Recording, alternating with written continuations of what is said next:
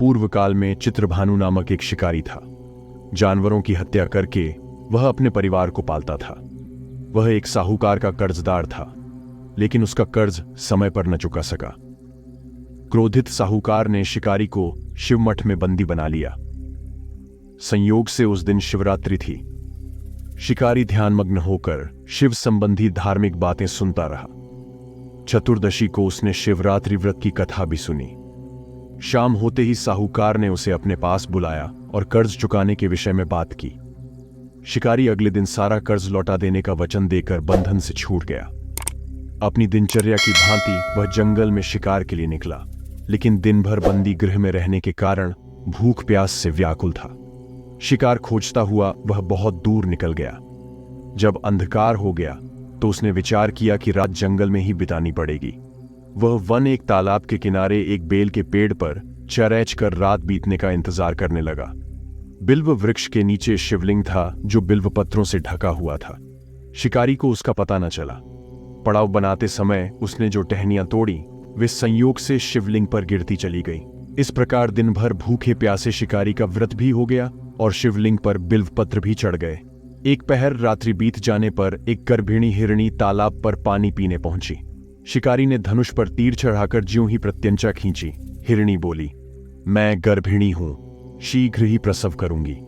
तुम एक साथ दो जीवों की हत्या करोगे जो ठीक नहीं है। मैं बच्चे को जन्म देकर शीघ्र ही तुम्हारे समक्ष प्रस्तुत हो जाऊंगी, तब मार लेना। शिकारी ने प्रत्यंचा डीली कर दी और हिरणी जंगली झाड़ियों में लुप्त हो गई। प्रत्यंचा चढ़ाने तथा डीली करने के वक्त कुछ बिल्वपत्र अनायास ही टूटकर शिवलिंग पर गिर गए। इस प्रकार उससे अनजाने में ही प्रथम प्रहर का पूजन भी संपन्न हो गया। कुछ ही देर बाद एक और हिरणी उधर से निकली। शिकारी की प्रसन्नता का ठिकाना न रहा। समीप आने पर उसने धनुष पर बाण चढ़ाया। तब उसे देख हिरणी ने विनम्रतापूर्वक निवेदन किया, हे शिकारी, मैं थोड़ी देर पहले आरतू से निवृत्त हुई हूं। कामातुर विरहिणी हूं, अपने प्रिय की खोज में भटक रही हूं। मैं अपने पति से मिलकर शीघ्र ही तुम्हारे पास आ जाऊंगी। शिकारी ने उसे भी जाने दिया। 2 बार शिकार को खोकर उसका माथा ठनका। वह चिंता में पड़ गया। रात्रि का आखिरी पहर बीत रहा था। इस बार भी धनुष से लगकर कुछ बेलपत्र शिवलिंग पर जा गिरे तथा दूसरे प्रहर की पूजन भी संपन्न हो गई। तभी एक अन्य हिरणी अपने बच्चों के साथ उधर से निकली।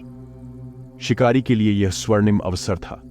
उसने धनुष पर तीर चढ़ाने में देर नहीं लगाई। वह तीर छोड़ने ही वाला था कि हिरणी बोली, हे शिकारी, मैं इन बच्चों को इनके पिता के हवाले करके लौट आऊंगी। इस समय मुझे मत मारो। शिकारी हंसा और बोला, सामने आए शिकार को छोड़ दूं, मैं ऐसा मूर्ख नहीं। इससे पहले मैं 2 बार अपना शिकार खो चुका हूं। मेरे बच्चे भूख प्यास से व्यग्र हो रहे होंगे। उत्तर में हिरणी ने फिर कहा, जैसे तुम्हें अपने बच्चों की ममता सता रही है, ठीक वैसे ही मुझे भी। हे शिकारी, मेरा विश्वास करो, मैं इन्हें इनके पिता के पास छोड़कर तुरंत लौटने की प्रतिज्ञा करती हूं। हिरणी का दुख भरा स्वर सुनकर शिकारी को उस पर दया आ गई। उसने उस मृगी को भी जाने दिया। शिकार के अभाव में तथा भूख प्यास से व्याकुल शिकारी अनजाने में ही बेल वृक्ष पर बैठा बेलपत्र तोड़ तोड़ कर नीचे फेंकता जा रहा था। पौ फटने को हुई तो एक हष्टपुष्ट मृग उसी रास्ते पर आया। शिकारी ने सोच लिया कि इसका शिकार वह अवश्य करेगा। शिकारी की तनी प्रत्यंचा देखकर मृग विनीत स्वर में बोला, हे शिकारी, यदि तुमने मुझसे पूर्व आने वाली 3 मृगियों तथा छोटे छोटे बच्चों को मार डाला है तो मुझे भी मारने में विलंब न करो, ताकि मुझे उनके वियोग में एक क्षण भी दुख न सहना पड़े। मैं उन हिरनियों का पति हूं। यदि तुमने उन्हें जीवन दान दिया है तो मुझे भी कुछ क्षण का जीवन देने की कृपा करो। मैं उनसे मिलकर तुम्हारे समक्ष उपस्थित हो जाऊंगा। मृग की बात सुनते ही शिकारी के सामने पूरी रात का घटनाचक्र घूम गया। उसने सारी कथा मृग को सुना दी। तब मृग ने कहा, मेरी 3 पत्नियां जिस प्रकार प्रतिज्ञाबद्ध होकर गई हैं, मेरी मृत्यु से अपने धर्म का पालन नहीं कर पाएंगी। अतः जैसे तुमने उन्हें विश्वास पात्र मानकर छोड़ा है, वैसे ही मुझे भी जाने दो। मैं उन सबके साथ तुम्हारे सामने शीघ्र ही उपस्थित होता हूं। शिकारी ने उसे भी जाने दिया। इस प्रकार प्रातः हो आई। उपवास, रात्रि जागरण तथा शिवलिंग पर बेलपत्र चढ़ने से अनजाने में ही पर शिवरात्रि की पूजा पूर्ण हो गई। पर अनजाने में ही की हुई पूजन का परिणाम उसे तत्काल मिला। शिकारी का हिंसक हृदय निर्मल हो गया, उसमें भगवत शक्ति का वास हो गया। थोड़ी ही देर बाद वह मृग सपरिवार शिकारी के समक्ष उपस्थित हो गया ताकि वह उनका शिकार कर सके। किंतु जंगली पशुओं की ऐसी सत्यता, सात्विकता एवं सामूहिक प्रेम भावना देखकर शिकारी को बड़ी ग्लानि हुई। उसने मृग परिवार को जीवन दान दे दिया। अनजाने में शिवरात्रि के व्रत का पालन करने पर भी शिकारी को मोक्ष की प्राप्ति हुई। जब मृत्यु काल में यमदूत उसके जीव को ले जाने आए तो शिवगणों ने उन्हें वापस भेज दिया तथा शिकारी को शिवलोक ले गए। शिवजी की कृपा से ही अपने इस जन्म में राजा चित्रभानु अपने पिछले जन्म को याद रख पाए तथा महाशिवरात्रि के महत्व को जानकर उसका अगले जन्म में भी पालन कर पाए। शिव कथा का यह है संदेश। शिकारी की कथानुसार महादेव तो अनजाने में किए गए व्रत का भी फल दे देते हैं, पर वास्तव में महादेव शिकारी की दया भाव से प्रसन्न हुए। अपने परिवार के कष्ट का ध्यान होते हुए भी शिकारी ने मृग परिवार को जाने दिया। यह करुणा ही वस्तुतः उस शिकारी को उन पंडित एवं पुजारियों से उत्कृष्ट बना देती है जो कि सिर्फ रात्रि जागरण, उपवास एवं दूध, दही, बेलपत्र आदि द्वारा शिव को प्रसन्न कर लेना चाहते हैं। इस कथा में सबसे महत्वपूर्ण बात यह है कि इस कथा में अनजाने में हुए पूजन पर विशेष बल दिया गया है। इसका अर्थ यह नहीं है कि शिव किसी भी प्रकार से किए गए पूजन को स्वीकार कर लेते हैं अथवा भोलेनाथ जाने या अनजाने में हुए पूजन में भेद नहीं कर सकते हैं।